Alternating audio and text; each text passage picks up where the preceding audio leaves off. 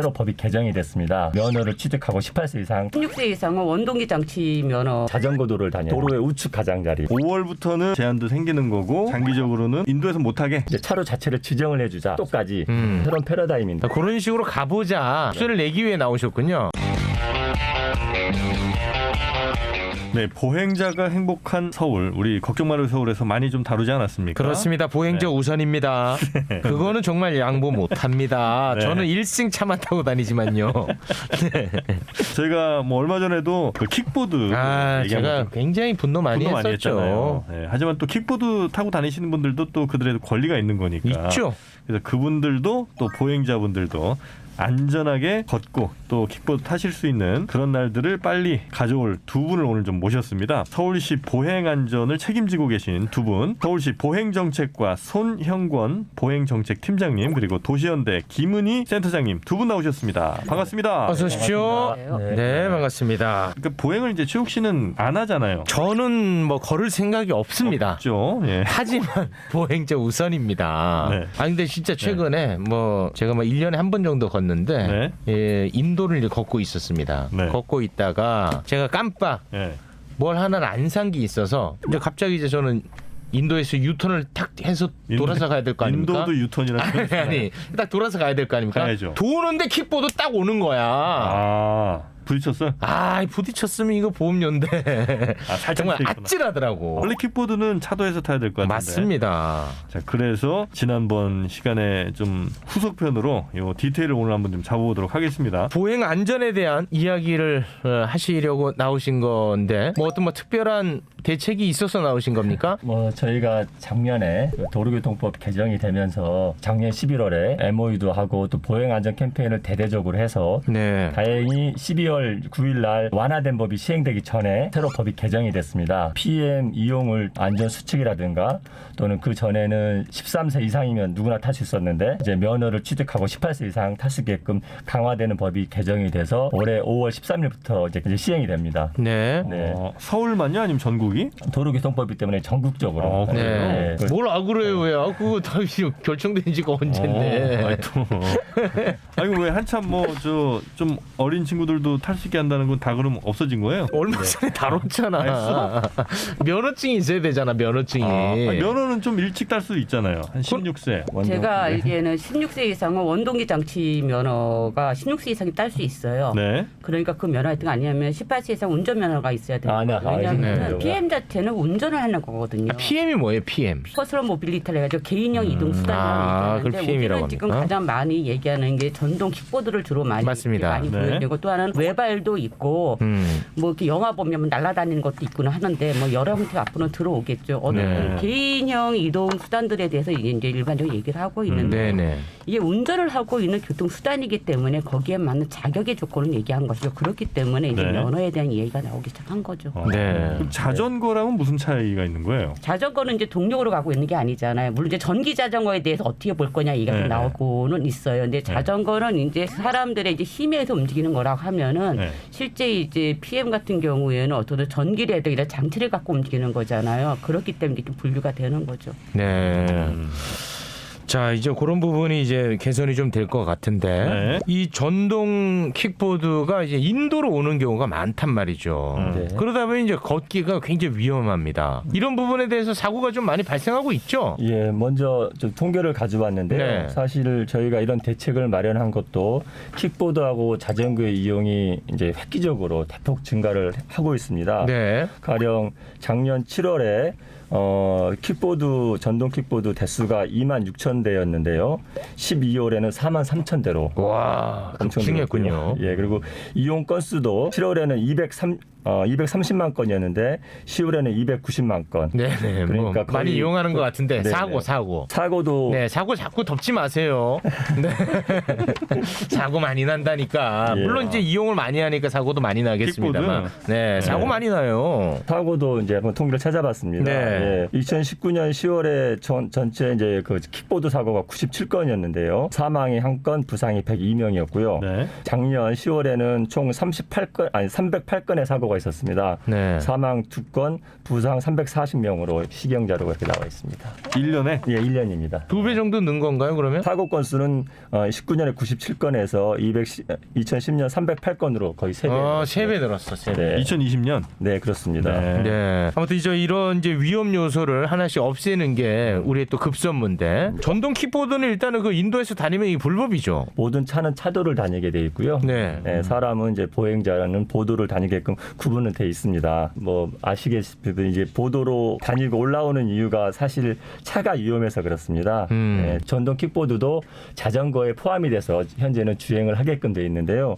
원칙을 말씀드리면은 첫째는 자전거 도로를 다녀야 됩니다. 네. 또는 이제 도로로 갔을 때는 도로의 우측 가장자리 또는 이제 차선 구분이 없는 곳은 길의 가장자리 그렇게 다녀야 되고요. 또 횡단보도를 건널 때는 하차해서 끌고 다녀야 됩니다. 아, 전동 킥보드 같은 경우는요. 예, 자전거랑 마찬가지입니다. 아, 자전거도 당연히 그렇게 해야 되고요. 예, 그렇습니다. 그냥 킥보드 어떻습니까? 그냥 발 굴려서 가는 거. 그거는 교통수단으로 보고 있진 네. 않고요. 아, 그래요? 놀이기구 놀이기구군요. 개념이잖아요. 그러니까 네. 우리가 놀이기구 갖고 얘기하지는 않는데 실제 네. 그런 문제들이 있다 하더라도 저는 근본적으로 제도나 정책이 현실을 따라가기는 쉽지는 않은데 이번 참에 저는 우리들이 갖고 있는 가치 체계라든가 행정의 정책에 대한 좀 심각한 재검토가 필요하다 보여지는 게 네. 왜 도로는 보도와 차도만으로 구별돼야 되는가라는 겁니다. 왜냐하면 실제 자전거가 93년도부터 시작을 했는데 네. 아직도 자전거는 자리매김을 못하고 있거든요. 사실은. 근데 PM은 이제 이용객들이 급격하게 늘어나고 있는데 묘하게 자전거는 사실은 애물단지가 돼버렸다라는 거죠. 지금까지 보도와 차도로 구별했다라면은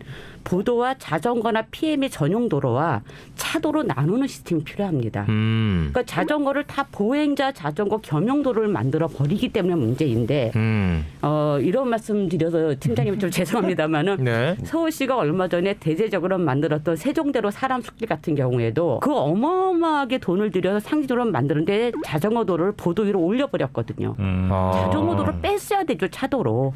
실제 가능했거든요. 네.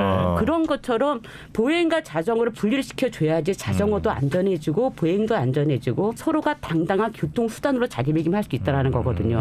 그런 측면에서 정확하게 보행자가 보도는 보행자 최우선의 원칙을 가져줘야 되는 것이고 그다음에 자전거와 PMA 같은 경우에 전동 킥보드 같은 경우에는 자기의 전용도를 줘야 된다라는 거죠. 네. 그러고 난 다음에 차도를 주려고 해서 우리가 지금까지 도로를 보행과 그 차도로 구별했던 이런 형태의 방식들이 달라져야만이 네. 실제 바람직한 미래에 있었을 우리 도시사회의 시스템을 만들 수 있고 네. 탄소 중립 도시라는 개념도 적용할 수 있지 않을까라고 보여지기 때문에 이제 좀 근원적인 질문들을 네. 해야 될 때가 아닌가라고 보여집니다. 서울시 공무원은 많이 압력을 가하시는군요. 근데 현실적인 문제들이 좀 있겠죠 아마 서울시에서도. 말씀하신 게 이제 저희 저속 지정차로제라고 해서요. 일반적으로 차도와 인도 이렇게 두 개로 구분이 됐는데 이제는 차도의 가장 오른쪽 차로를 이제는 자전거나 PM 또는 앞으로 이제 스마트 모빌리티라고 그래가지고 가령 무인 택배 차량이라든가 또는 뭐 장애인용 저속 뭐 휠체어 뭐 그런 교통수단이 나올 수도 있지 않겠습니까?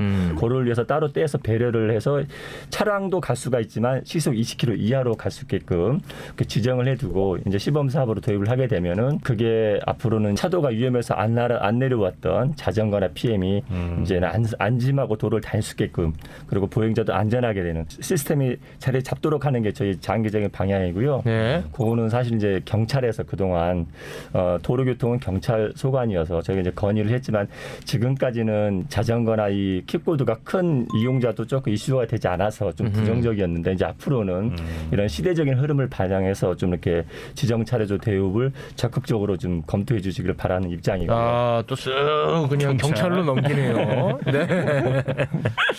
아, 그럼 네. 결국은 이제 그 문제는 경찰이 해결해야 될 문제다 이거군요. 경찰만의 문제도 아닌 게 이제 앞으로 이제 올해 7월 1일부터 자치경찰제가 또 도입이 됩니다. 네. 경찰이랑 잘 저희도 협의하고 준비해서 그래서 이렇게 시대적인 흐름을 반영하면서 또 동시에 이렇게 안전도 보행자와 또 PM의 이용의 안전을 보장할 수 있는 그런 대책도 같이 추진할 것 같습니다. 네. 네. 그럼 지금 뭐 가장 그 하위 차선에서는 자전거, 네. 퀵보드, 네. 그리고 자동차까지 네. 다 혼자서 다닐 수 있는 건가 보군요. 현재 그 이제 도로교통법에는 1차선, 2차선, 3차선이 있다고 하면은 빨리 다니는 차량들은 이제 1, 2차로 상위 차선을 그렇죠. 다니고 덩치가 큰 차들, 저속차로 이제 맨 오른쪽 차로를 다니는데요. 네. 그거를 이제 시범적으로 이 도심에서 이렇게 맨 오른쪽 3차로를 지정을 하자는 거죠. 명시를 지금까지 명시가 안 돼 있습니다. 자전거 등 그래가지고 자전거 또 이제 뭐 PM 전동 킥보드 또 다른 뭐 그런 저속으로 다니는 차량으로 이제 차로 자체를 지정을 해주자 속도까지. 그러니까 이제 새로운 어떻게 보면 새로운 시도고 새로운 패러다임인데요. 네. 요거에 좀 필요하다는 입장입니다. 아, 네. 그걸 이제 새롭게 한번 예. 그런 식으로 가보자. 네, 그런 그렇습니다. 목소리를 내기 위해 나오셨군요. 네 그렇습니다. 근데 사실 가장 하위 차로는 주차장 아닙니까? 다 그 주차해 있는데 차들이. 이제 단속도 네. 해야 되겠습니다. 만약에 지정 단속 좀 해줘요, 진짜. 아니 제가 그 우회전 할 때마다 힘들어 죽겠어요. 그거 왜 안 하시는 거예요, 단속? 아니 진짜 말 나온 김에 한번 여쭤봅시다. 아, 뭐 어떤 걸 단속하네. 아니 가장 그 하위 차로에 주차 쫙 돼 있단 말이에요. 뭐 된 데도 있고 아닌 데도 있고 그렇지. 네. 아, 홍대 쪽 엄청 많아 형. 홍대? 내가 거기 그래서 우회전 하려고 사람들 이제 정체된 건 줄 알았다니까. 그래서 이틀을 기다렸어요.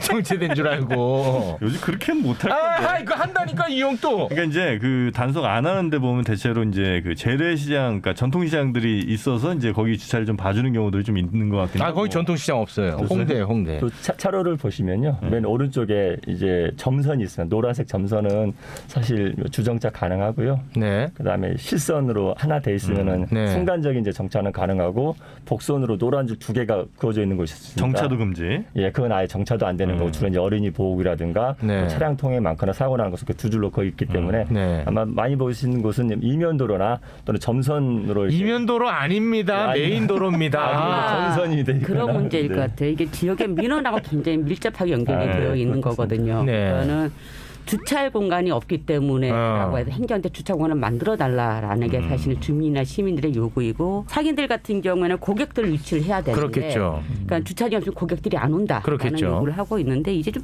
달라질 필요는 있다라 봐요. 첫 번째는 내가 냉장고를 샀는데 우리 집에 놓을 데가 없다. 길바닥에 막 내놓을 수는 없는 거 아니겠습니까? 아, 좋은 비유입니다. 그러니까 소유는 본인이 하고 있다 하더라도 네. 공공의 장소 이용할 때는 비용의 지불의 원칙을 지켜줘야 된다라 보여지고요. 아유, 좋습니다. 지불할 곳이 없는데 이걸 무조건 다 행정한테 다 요구할 수 있는 부분들은 아니라 봐요. 그렇기 때문에 예를 들어서 지금은 소카나 이런 것처럼 카쉐어링도 하고 여러 가지 방법을 찾아야 될 것이고 상업제 같은 경우에도 저도 이제 상업제 상인들 많이 만났는데 저희 단체 이름이 원래 이름이 걷고 싶은 도시 만들기 시민연대라고요. 걷고 싶은 도시를 만드는 단체이고 줄여서 도시연대인데 실제 장사가 잘 되는데 차를 없앴는데 장사가 잘 되더라. 주차를 없앴는데 그럼 실제 상인들이 주차장 요구하지 않거든요. 그렇겠죠. 그런 것처럼 이거는 단순히 주차의 문제를 보는 게 아니라 그 지역의 특성에 맞는 형태의 가치들을 어떻게 투여해서 살릴 것이냐라는 개념으로 좀 다른 접근이 필요한 것이고 네. 또 하나는 단체장님들이 지금 다 선거로 이렇게 나오시기 때문에 그 민원들에 대한 시달림들이 또 있어요. 그래서 이런 좀 전반적인 부분의 움직임들이 필요하다 생각합니다. 아, 그런 게 또 여기겠군요. 그럼 자치경찰 하게 되면 선거에 영향 더 많이 받는 거 아닙니까? 지금은 그래도 이제 선거 영향은 경찰은 안 받을 거 아니에요. 주차는 경찰이 단속하기보다는 구청이 단속을 하거든요. 근데 경찰 업무가 아니기 때문에 네네. 뭐 그거가 좀 다른 개념이 그래도 뭐 이틀 정도 뒤에 오셨다는 게 다행인 게 보통 한 달 뒤에 오시기도 합니다. 아니, 그게 아니라 네, 그런 의미는 얘는 아니었는데. 그냥 우회전 기다리다 이틀 네, 지났다는. 우회전 깜빡이 과장법이네, 켜놓고. 과장법. 그러니까 네. 우회전도 좀 문제인 게 뭐냐면 지금 아까 PM에 대한 전용처럼 말씀하셨는데 사실 가장 우리에게 문제가 되는 위험한 곳이 우회전하는 교차로 지점이거든요. 네. 그러니까 횡단보도에서 많이 사고 나는 것 중에 하나도 우회전 차량 때문인 거예요. 그렇기 때문에 실제 이제 교차의 문제는 이제 양보에 대한 문화가 만들어져야 되는데 네. 이게 문화론 해결할 수 없기 때문에 외국처럼 양보의 의무화, 그러니까 우선 이제 진입해야 될 차량의 명문화 이런 것처럼 법제 이번 기회에 그런 법제도들도 좀 같이 한번 만들어져야지 서울시가 의욕적으로 추진하고 있는 지정차로제가 네. 힘을 발휘할 수 있을 거라 보여집니다. 그렇게 구분하는 것으로 안전으로 가는 게 이제 제일 큰 장기적인 그림인 거고 당장은 어떻게 이제 가는 겁니까 그러면? 작년에도 그 보행 안전 캠페인을 저희 서울시가 시작했다고. 캠페인이요? 예, 캠페인을 시작했다고 이제 했고요. 그다음에 어떻게 그렇게 조용히 하셨어요? 아닙니다. 저희가 아닙니까? 서울시가 주도로 네. 그때 11월부터 집중적으로 캠페인을 해서 그다음에 12월에 법령 개정까지 아마 나가는데 아마 주도적으로 아 저희가, 그랬습니까? 네, 아, 했고 죄송합니다. 경찰하고 또 교육청이랑 MOU도 해가지고요. 네. 경찰도 많이 도와주셨고 전동 킥보드 이용 교육도 하기로 했었고요. 네, 캠페인 벌였었고요. 예, 예. 그다음에 지금까지는 도로교통법이 PM의 킥보드의 이용을 완화하는 쪽으로 5월까지는 그대로 적용이 됩니다. 그래서 이제 2월 말 3월 초 초등학교 개학 시즌을 맞아서 또 킥보드를 또 13세 이상이면 누구나 현재는 이용할 수 있기 때문에 네. 무분별한 이용으로 사고가 나지 않도록 또 이제 집중적으로 또 2단계 캠페인을 현재 준비하고 2월 말 3월 초부터 또 본격적으로 시행할 예정입니다. 네. 그러니까 3월, 4월, 5월 살짝 비는 거예요 그 법률이? 네, 그렇습니다. 시행이 그러니까 강화된 법이 5월 13일부터 시행이 되는 거고요. 네. 현재로서는 이제 완화된 법이 적용이 되고 있습니다. 지금 이제 뭐 애들이고 뭐고 다 탄다는 거죠. 네, 탈 수 있습니다. 네. 두 손 넣고 달리고 뭐 그런다고요, 요새. 네. 아 근데 그런 건 좀 이상하다. 그러니까 예를 들면 법률이 이제 시행이 당연히 이제 일자라는 게 있을 테니까 5월부터 이제 시행이야 하겠습니다만 살짝 완화된 법률이 몇 달만 유지되는 거 아니에요 그러니까 지금? 이게 이제 네. 그 맨 처음에 PM에 대한 논의들이 막 나왔을 때 네. 그래서 여기에 대한 이제 법적 제도가 필요하다는데 이제 두 가지의 의미인데 하나는 교통 안전적인 의미도 있지만 산업적인 측면에 있어서 지원에 대한 개념들을 같이 사실은 갖고 있어. 이것이 네. 뭐 IoT 기술이라든가 뭐 이런 걸 좀 굉장히 좀 활성화시킬 수 있는 거니까는 그래가지고 초기에 법안을 만들어가지고 공표를 해도 진행을 하는데 이게 굉장히 완화시켰다라는 거죠. 그러니까 13세 뭐 연령에 대한 부분들도 이제 좀 낮추기도 하고 그래서 다시 이게 이제 굉장히 사회적으로 문제가 돼가지고 국회에서 다시 이제 논의가 재논의가 되면서 12월 달에 1차 이제 공표를 했던 법이 이제 4월까지 가는 거고 네. 여기서 다시 이제 12월 달에 얘기해가지고 이제 진행되는 법이 5월 달에 가는 건데 실제 이제 이런 형태의 문제들에 대해서 좀 치밀하게 고민하지 못했던 것도 있지만은 네. 전동 킥보드가 우리가 상상을 초월할 정도로 증가했던 게 개인의 소유가 아니라 대여 업체들이 굉장히 많이 늘어났거든요. 네네. 근데 그렇기 때문에 이 폭발적인 증가하는 걸 사실 예측하기가 좀 쉽지가 않았던 지점이 있었기 때문에 네. 아마 이 빈지점들을 어떻게 사회적 합의를 통해서 해결해 나갈 것인가라는 논의들이 좀 필요하다 보여지고요. 저는 그런 측면에서 아까 이제 뭐 보행자 우선은 말씀하셨는데 저도 네. 마찬가지인데 어쩔 수 없이 보도 위로 올라올 수밖에 없다라면은 보도는 보행자가 중심이거든요. 네. 보행 속도가 4km예요. 그렇다라면 이 PM의 속도도 보행에 맞춰줘야 된다라는 거죠. 그러니까 보행자가 위협을 느끼지 않아야 된다라는 거죠. 자전거 도로는 자전거 보통 15km가 최고 속도라고 얘기를 하는데 그럼 PM도 15km 달려줘야 된다라는 거죠. 이런 식으로 PM이 잘 되기 위해서도 보행과 자전거 얼마나 잘 유기적 네트워크를 만들어 나가면서 서로가 보완할 것인가 네. 라는 논의들로 가는 게 좀 필요하다고 생각을 합니다. 네, 네, 맞습니다. 예, 덧붙이자면은 이제 아까 말씀드렸지만은 차는 차도로, 사람은 이제 보도로 돼 있는데요. 이제 전동 킥보드의 경우에는 나라마다 좀 다릅니다. 아예 인도를 못 다니게 하는 경우가 있고요. 네. 또 인도를 가령 8km나 10km 이하로 다닐 수 있게끔 이제 그게 허용하는 나라도 있는데 우리나라에서는 기본적으로 자전거나 킥보드는 보도를 다닐 수가 없습니다. 그러니까 예외적으로 어린이나 노약자가 운전하는 경우라든가 도로가 파손된 경우는 이제 다닐 수 있도록 하고 있습니다. 네. 그런데 현재 도로교통법상에 몇 킬로로 다녀라. 그다음에 인도에서는 몇 킬로 다녀라는 그런 속도 규정 자체가 없습니다. 그래서 이것을 이제 이용하는 사람들이 이제 인지할 수 있도록 일부라도 넣었으면 좋겠다는 것도 이제 서울시가 이제 경찰에 건의하고 있는 건데요. 말씀하신 것처럼 가령 최고 속도는 20킬로, 또 불가피하게 인도를 다닐 경우에는 8킬로나 10킬로 이하로 다닐 수 있도록 규정을 좀 명시를 해서 이용하는 사람들이 좀 알 수 있게 하자. 그런 것도 그렇죠. 저희 건의를 하고 있습니다. 네. 이거를 또 논쟁이 있어요. 그러니까 네. 8km나 10km는 보행자한테 굉장히 위협적인 속도거든요. 그것도 위협적입니다. 뛰는 사실. 속도죠, 그것도 거의. 빠릅니다. 예? 뛰는 속도죠 사람들이. 그러니까 네. 보도 위를 보드가 8에다 10km를 제한 속도로 뒀을 경우에 쇳덩어리가 네. 이거 그러니까 사실 그러면 이제 이율 배반인 거예요. 네. 이거는 굉장히 좀 논란이 많고 그랬을 경우에는 보드 계속 보행자들을 밀려나갈 수도 있기 때문에 저는 그 속도에 대한 굉장히 좀 여러 형태의 논의들이 맞습니다. 좀 아, 네, 저랑 맞습니다. 굉장히 가치관이 비슷하십니다. 얘기를 나눠보니까요. 우회전 때문에 뭐 이틀 만에 오질 않았어요. 이 인식 개선이 저는 이제 첫 출발이다. 왜냐? 맞습니다. 인도에서 자전거나 오토바이가 빵빵하면은 사람들이 거기에 대한 거부감 없이 싹 비켜줍니다. 자전거나 오토바이가 빵빵하면 예. 인도에서 인도에서. 거부감 없이 비켜요. 그 인식이야, 그게. 그러니까 그 우리가 항상 보행자 우선이다 말만 하지 현실에서는 적용이 안 된다는 거예요. 네, 기본적으로는 이제 다니지 못하게 하는 게 원칙이고요. 네, 예. 사실 빵빵할 때 굉장히 부담스러워해야 되고 빵빵하면 그 항의해야 되는데. 근데 그 인식의 문제가 그 외국에서 많이 얘기하지만은 훌륭한 국민성을 갖고 있는 게 아니라 벌금이 어마어마하거든요. 아, 그렇습니까? 네. 그러니까 예를 아까 이제 보도 위에 달린다고 하는데 보도 위에 달려서 PM하고 본인이 사고 나면 다 PM이 책임져야 되는 거예요. 아. 예를 들어 그리고 네. 예를 골목길 교차로에도 일시정지 안 하면 보통 우리나라 돈으로 30만 원, 40만 원 정도 벌금을 냅니다. 그렇습니까? 미국이나 유럽이나 아. 다.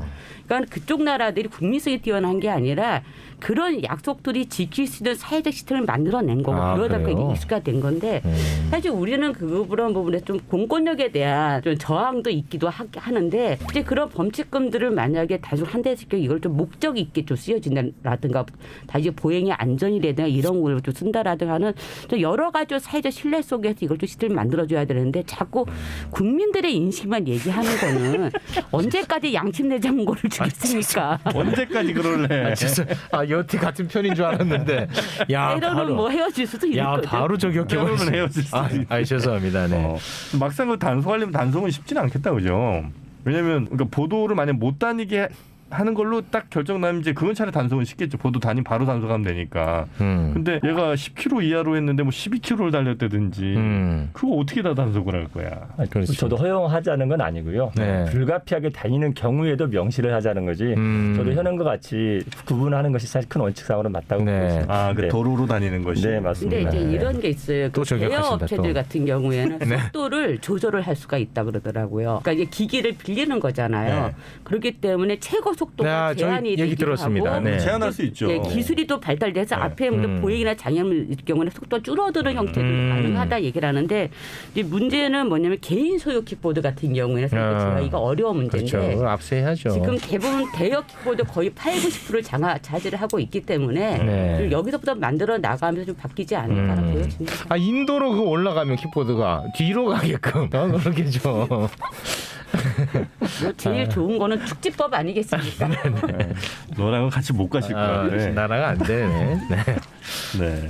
그래서 결론적으로 5월부터는 확실히 타는 사람들 제한도 생기는 거고, 네. 그리고 장기적으로는 인도에서 못하게 이렇게 이제 가는 법으로는 거죠. 그렇게는 명확하진 않아요. 아, 그것도 명확하지는 않아요. 그러니까는 이제 자전거 전용도로 다녀야 돼요. 부득이 차도로 다녀야 되지만은 네. 보도로 다닌다고 해가지고 단속이나 이런 게 좀 명확하지는 않아요. 그럼 어떻게 하면 돼요, 그럼? 그러니까 저는 이게 이제 그 팀장님 말씀하신 것처럼 서울시 내에서 이제 여러 가지 좀 파일럿 프로그램도 해보고 또 서울시 자체 조례라든가 네. 정책들을 만들어서 좀 시작을 해보는 게 필요하다 보여지고요. 이게 국가적 차원의 도로교통법을 당장 규제하기에는 좀 쉬운 문제가 아니기 때문에 서울시가 좀 이렇게 먼저 좀 선도적으로 네. 좀 이렇게 만들어 나갈 필요가 있다고 보여집니다. 그래서 아까 말씀드린 이제 지정 자료를 도입해서 네. 문화도 이제 아까 말씀 이제 킥보드나 자전거는 차도로 그리고 또 하나가 이제 아까 잠깐 나왔던 보도 위에 무단으로 킥보드 아무데나 세워놓는 문제. 사실 그거를 저희 지자체가 단속을 하고 싶어도 현재는 단속이 좀 어려운 부분이 있습니다. 왜냐하면은 지금 도로교통법상 가령 불법 주정차는 경찰이 과태료 스티커를 붙이면은 네. 이제 견인업체가 와서 견인을 해갑니다. 그렇게 하고 있는데 현재 이륜차, 오토파이하고 자전거, 그다음에 킥보드는 과태료 부과 규정 자체가 없습니다. 아마 그동안 이게 오토바이가 생계형 또는 서민 이용한다 그래가지고 지금도 과태료 부과는 하지 않고 있습니다. 예. 직접 위반을 하는 이제 가령 오토바이를 타고 인도를 오거나 직접 하는 경우는 직접 그 사람을 단속을 해서 범칙금을 부과할 수 있지만은 네. 세워놓은 경우는 현재 단속을 못 하고 있습니다. 그래서 저희 포함해서 많은 지자체가 이제 이륜차 이하도 과태료를 부과할 수 있도록 또 과태료 부과하게 되면 이제 견인도 할 수 있거든요. 그래서 네. 그거를 개정해 달라고 도로교통局건의도 하고 있고요. 사실 전체적인 관리는 지자체가 하고 있는데 과태료 부과 없이도 정말 위험한 곳에 정차돼 있다, 주정차돼 있다 그러면 이제 견인만이라도 할 수 있게끔 굳이 과태료 부과 없이도 견인만 할 수 있게끔 그것도 역시 도로교통법을 개정하면 됩니다. 그래서 그것도 좀 신설을 해주십사하고 그것도 건의를 하고 있습니다. 네. 그 지정차로 아까 말씀하셨는데 네. 하위차로에 그러면 오토바이나 킥보드가 다니면 네. 좌회전할 때는 어떻게 해요? 좌회전 아니면 우회전? 좌회전. 그럼 제일 하위차로에 있다가 좌회전을 해야 되는데 교차로에서 건널 뭐 건너야지. 아니, 일반적인 원칙입니다. 차기 때문에 단계적으로 차선을 바꿔서 좌회전을 해야 됩니다. 아 그때는 킥보드 타다가 네. 상위 차로로 간다고요? 들어가라고요? 좌회전을 하려면은 차로를 변경을 해서 좌회전을 할 수밖에 없어요. 와 이거 골치 아픈데. 네, 그럴 수 있습니다. 이제 아까 골치- 이제 말씀하신 대로 네. 이제 그것이 위험한 경우에는 횡단보도를 만나서 내려서 횡단보도를 건너서 이제 그렇게 가는 순서 있겠고요. 이거 좀 네. 골치 아프네. 1차선까지 들어가서 하는 거는 조금 위험할 이 골치 아파. 네, 맞습니다. 현실적으로 좀 문화하고는 좀 법하고는 좀 안 맞는. 좌회전할 사람은 안 타는 게 좋겠군요. 이제 자전거도 똑같은 문제들이 있었어요. 자전거 법안이 만들었을 때 결국에는 통행의 우선순위를 어떻게 부여할 거냐라는 우리 사회가 아직 그게 정리가 안 돼 있는 문제인데 저는 오히려 이참에 우리에게 좀 통행에 대한 우선순위가 무조건 자동차한테만 주는 것들이 아니라 외국 같은 교차로에서 자전거 코스도 앞에다가 빼줘요. 대기 차선을. 자전거가 먼저 가고 난 다음에 네. 이제 승용차를 쫓아가게 한다라든가 여러 가지 그래요? 기법들은 있으니까는 근데 오히려 이런 거를 훨씬 더 많이 홍보를 하면서 시민들 스스로가 부당했구나 그동안 바꿔야겠다라는 공감대를 좀 형성하는 게 필요하다고 생각합니다. 네. 지자체에서 조금 용기를 낼 필요는 있는 것 같아요. 왜냐하면 이런 식으로 뭐 차선 하나를 만약에 저속차로 이렇게 빠는다 이러면 욕 많이 먹어. 많은 운전자들이 욕 먹어. 그러니까 그 바꾸는 거 자체가 쉽지가 않은데 그런 욕을 감수하고라도 뭔가 문화를 바꾸겠다. 또 이렇게 한번 바꾸고 나면 그게 익숙해지면 훨씬 더 좋을 수도 있잖아요. 5년 후에 익숙해지니까 5년까지는 욕 먹어야 됩니다. 네. 그런 용기는 좀 내셔야 될 것 같긴 하다 생각이 좀 사실 드네요. 그동안 교통 체계가 승용차 중심이었습니다. 네. 이제 아까 말씀하신 세종대로도 12차로까지 넓었었는데요. 그걸 이제 9차로에서 7차로에서 9차로까지 확 줄였습니다. 그러니까 한 개 또는 두 개 양쪽으로 해가지고 3개 차로 정도를 확 줄였는데 걱정을 많이 했습니다. 이제 도심의 평균 통행 속도가 한 20km 안팎이거든요. 차량이. 좀 그 정체도가 많이 증가할 줄 알았는데 실제로도 이렇게 많이 증가하지 않았고요. 예, 그래서 그런 말도 있습니다. 걷기 좋은 도시가 살기 좋은 도시라고 그래서 그 전에는 승용차를 위해서 횡단보도 대신에 육교를 놓거나 육교, 아. 지하도를 놓거나 했었는데 지금은 이제 대각선 횡단보도라고 그래가지고요. 이제 2번 건너야 될 거 3번으로 건널 수 있게끔 하는. 대각선으로. 야, 네. 차 엄청 막히겠네. 아니, 근데 보통 이제 그렇게 생각했었는데. 네. 그래서 전체적으로 이 서울시의 교통정책도 그전부터 계속 이렇게 보행자 중심으로 보행자 패러다임으로 바뀌고 있고 처음에는 이렇게 두려워하고 걱정하는 분이 많았었는데 운전하는 사람 누구나 사실 차에서 내리면 보행자 아닙니까? 네. 그래서 생각보다 많은 분들이 허용해 주고 계십니다. 네. 정영진 씨 말씀대로 이 욕 많이 합니다, 실제. 네, 실제로. 왜냐하면 저부터 욕하니까. 아우, 차 막혀 죽겠는데. 하지만 이제 장기적인 관점에서. 그렇죠. 네, 이게 이제 좋은 방향 아니겠습니까? 그날이 오면 또 우리 최욱 씨도 걸을 수 있습니다. 네, 네. 네. 자전거 타실 수도 있고. 네. 자, 그렇게 우리의 보행 문화 또 이렇게 교통 문화를 다 한번 고민하는 시간을 가져왔으면 좋겠다는 생각이 좀 듭니다. 자, 오늘 두 분과 함께 했고요. 서울시 보행정책과 손형권 보행정책팀장님 그리고 도시연대 김은희 센터장님 두 분이었습니다. 대단히 고맙습니다. 고맙습니다. 네, 걱정 말아요 서울 여러분의 소중한 의견들로 만들어지고 있습니다. 팟빵 채널 통해서 댓글 남겨주시고요. 서울 골뱅이 팟빵닷컴으로 여러분의 다양한 의견 보내주시면 감사하겠습니다. 네, 항상 서울 시민 여러분의 편입니다. 저희 걱정 말아요 서울 좌표 찍어도 좋습니다. 꼭 끝까지 들어주시기 바라겠습니다. 항상 발전하는 걱정 말아요 서울이 되겠습니다. 여러분 고맙습니다. I see you.